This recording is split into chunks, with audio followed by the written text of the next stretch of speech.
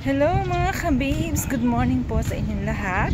Kumusta po ang lahat? Ngayon po ay 6:50 ng umaga at naglalakad-lakad po ang inyong ate babes. Minabuti nating maglakad-lakad, mag-walking, magpapawis mga ka-babes dahil sobrang napasobra na po ang kain. At alam ko na sa sarili ko na medyo ayan, hindi na tayo bumabata, talaga namang mahina ng ating metabolism, kaya konting kain lang ay nagtataasan ang ating mga sangkap. Ayan mga kabibs, at medyo malayo na po ako sa aming bahay. Pero hanggang ngayon ay hindi pa po pinapawisan ng inyong ating babes dahil alam mo yung mga kabibs, malamig po ang panahon, malamig ang simoy ng hangin at medyo nagbabanta pa nga ang ulan. Medyo wrong timing yata ang pag-walking ni Ate Babes, pero hindi bale. Siguro pag medyo malayo-layo na ang ating nalakad, papawisan din tayo. Ayan, nandito po tayo sa kahabaan ng Quinto sa Maynila. Malapit po dito ang inyong Ate Babes. Kumusta po kayong lahat mga ka-babes? Kumusta po ang gising? Ngayon po ay linggo at araw ng simba. Di ba tayo nakapagsimba? Medyo maaga pa po ang umaga, kaya may oras pa para mag-walking. Ayan mga kabibs, tatawid po tayo at yung pong asawa ko ay nandyan sa banda dyan mga kabibs. Ayan, wala pong tao ang kalye. Ayun o, tingnan nyo po, walang katao-tao, walang traffic, maaga pa po kasi at siyempre, ngayon ay linggo, siguro natutulog yung mga tao. Naisip ko mag-live pero walang load si Ate Babes. Ayan. Sabi ng doktor, hindi baling hindi pagpawisan kahit sa mall, pwedeng maglakad basta naramdaman mong humihingal ka at pagod na pagod. Yun. Importante. Pero ayan, nararamdaman ko na rin po mga ka-babes na medyo pinapawisan na po ako ng konti. Nihingal na rin po tayo dahil malaki po ang nag-gain na weight ni Ate Babes. Napansin po pa ninyo. Masarap pong kumain. Ayan, kaya sigurado pag nagpa-blood chem ako, talagang hindi normal yan. Alam ko yun. Okay. Pinagpapawisan na po ang Ate Babes. Eto na. Thank you Lord. Kumusta po mga ka-babes? Kumusta ang mga silent viewers ni Ate Babes? Mga minamahal na subscribers at mga kaibigang vloggers. Ayan. Maraming salamat po sa inyong lahat. Ayan. Hinihingal na po si Ate Babes. Medyo naramdaman ko na basa na yung likod ko. Yan ang inaantay natin, di ba? Nandiyan po yung asawa ko galing sa trabaho. Magkikita kami sa dulo. At diretso po kami sa pamalengke mga ka-babes. Ayan. Yun, nakikita ko na po yung asawa ko. Nakaupo siya dyan. Medyo matagal siya nag-antay. Pele. Ang mahalaga ay dumating tayo. Ayan o. Diyan po tayo galing sa likod. Medyo malayo na po talaga yung nalakad ko. Eskwelahan po yan mga kabibs. Ito eskwelahan ng Legarda. Ayan, yan na po ang pawis. At syempre nakita ko na yung asawa ko. Ayun o, nakaupo siya. Naglalaro yan. Ayun na. Ayan ang mga kabibs. Ito po yung kahabaan ng Quintos. Malapit lang po ito sa Espanya. Ayan o. Tara, mag-walking po tayo mga kabibs. Gising. Masarap matulog mga kabibs, pero pinilit kong gumising. Siyempre galing ang Ate Babes sa night shift at hindi biro ang mag-night shift ng GY. Walang tulog at hindi naman tayo nakakatulog sa araw. Pero para sa good health natin, maggising ng maaga at magpapawis. Ayan. Tara mga ka-babes, tuloy na ang lakad. Siyempre, at nandyan yung asawa kong galing sa trabaho. Diretso po kami sa palengke mga kabibs. Kahit dito wala pa rin yung sasakyan, oh. Ayan mga kabibs, at nandito na tayo. Malapit na tayo sa palengke. At pinagpawisan na po ng bonggang-bongga ang inyong ate babes. Mamamalengke po kami, diretso. Ito yung skyway na ginagawa na malapit nang matapos. Parang magdadalawang taon nang ginagawa. Ayan po, oh, malaking tulong din po talaga yung skyway na yan sa mga commuters at syempre sa traffic. Ayan.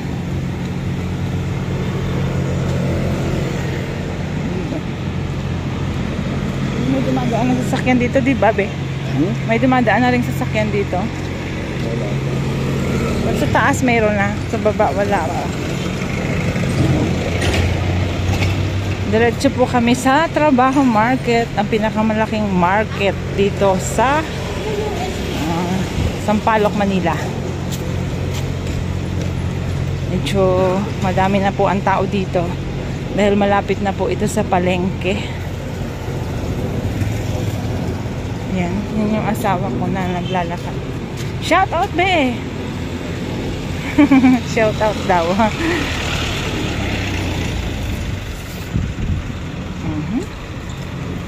May nagbabasketball doon, oh. Parang ang sarap magbasketball para magpapawis. Ano yung mga kabis, pag medyo magkakaedad ka na talaga, yung metabolism mo hindi na maganda, kaya talagang kailangan na talagang alagaan. Pag hindi, ako, sigurado tumataas ang mga sangkap at hindi maganda yan sa health natin. Kaya ang advice ni Ate Babes, mag-ingat sa pagkain, mag-diet, gumalaw-galaw. Yan ang sabi ng doktor, mga kabibs.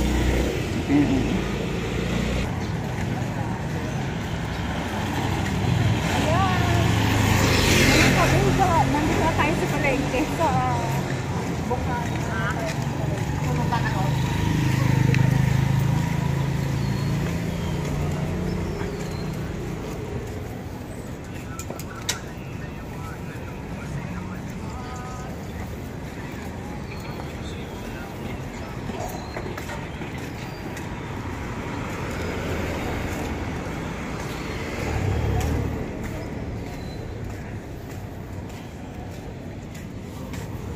Gusto ko yung papaya, be.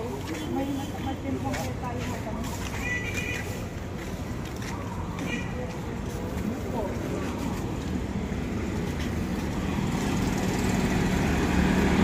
Palengke na to, mga kabibs. Nasa palengke na tayo.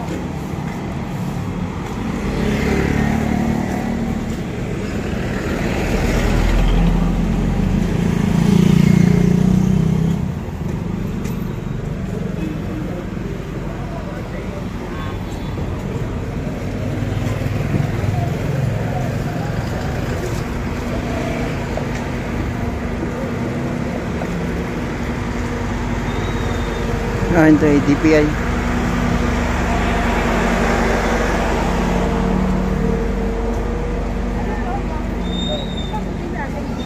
Ha? Ano ko tayo? Ito? Yan yung mga kabinso, may parinda dito. Dito kasi pinakamalaking tindahan dito sa palengke. Ay, palengke dito sa Sampaloc.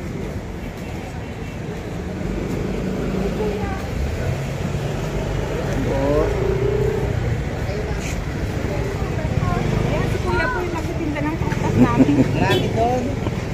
Ha? Marami. Ay, nandun na? Ano to eh, namin ng kami prutas. ng mga kagabi kaya. Masarap nga.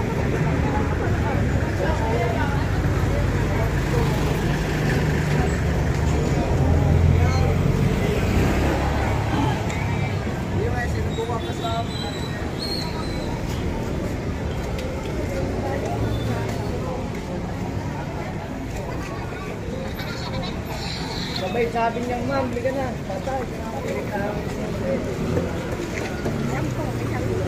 Wala na.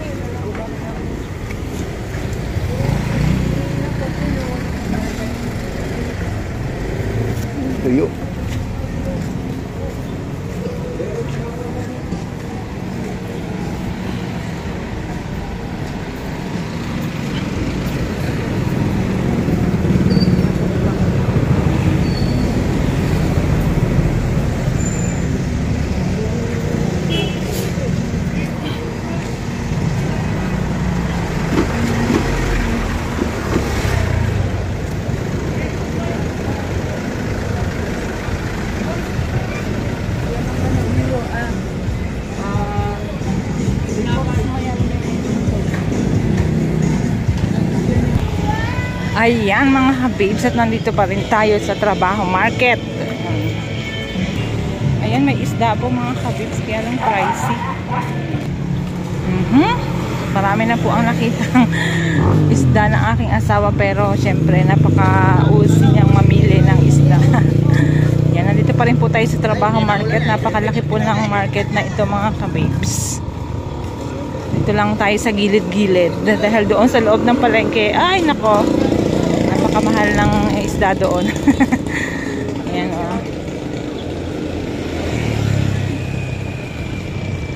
Ayan.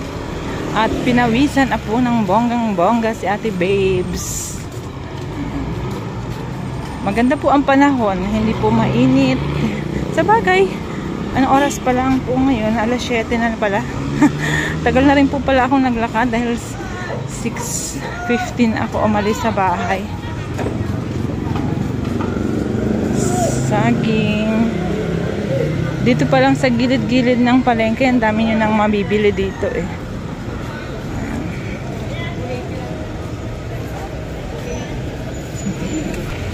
Yan. Maraming prutas. Gulay. Alam, Ate Base po ay hindi talaga kumakain ng karne-karne. Mga meat. Gulay at isda lang ang po kita.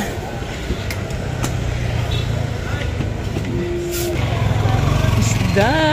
Dami namang isda. Kaya lang, siyempre, mais.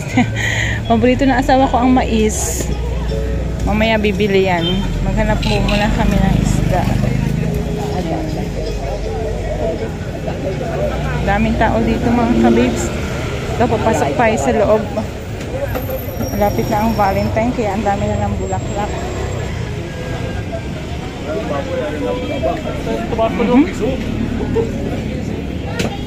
Looban na po ito ng palengke mga kabibs.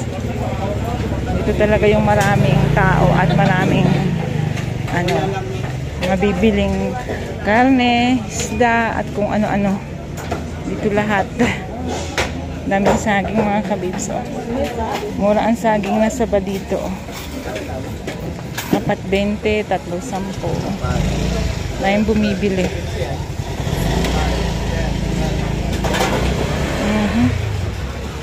Ang asawa ko nandoon sa unahan. Ay. Kakita siguro ng bibili. Oh, ito yung binibili namin. Nakakanin, masarap pa. Ayan. Dito pa rin po tayo sa palengke. Ayan. Daming isda dito. Ito. Mukhang natitipuhan ng asawa ko. Ano yan? Maya-maya? Maya-maya. Sariwa, no?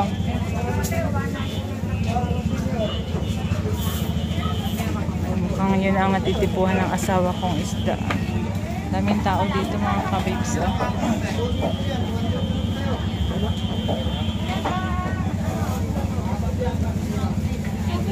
Palengke, trabaho market po ito.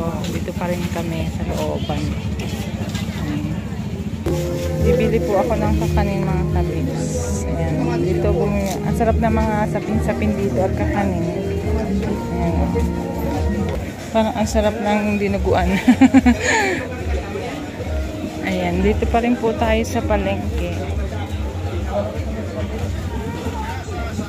Ayan. Nabili na kaming mga kung ano-ano mga kabibs. Puro kakanin naman. Daming gulay. Fresh na fresh.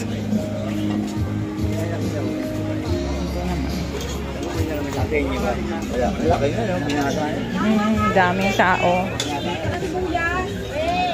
Sunday ngayon mga kabibs eh.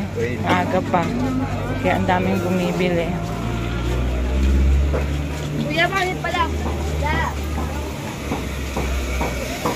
Ayan. Ginataang halo-halo. Parang masarap yun ah. Lahat ng paninda nandito po.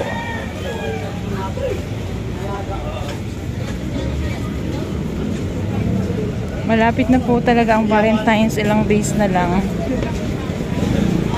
Happy Valentine's in advance. May nakita na kasi ako mga bulaklak, mga kabibs. Ignora na lang tayo. Yan ng saging mga kabis. Bibili kami ng saging. Kaya lang pricey. 100 ang kilo. Ayun o. Kailangan natin ng katawan yan. Ayan. Saging is life.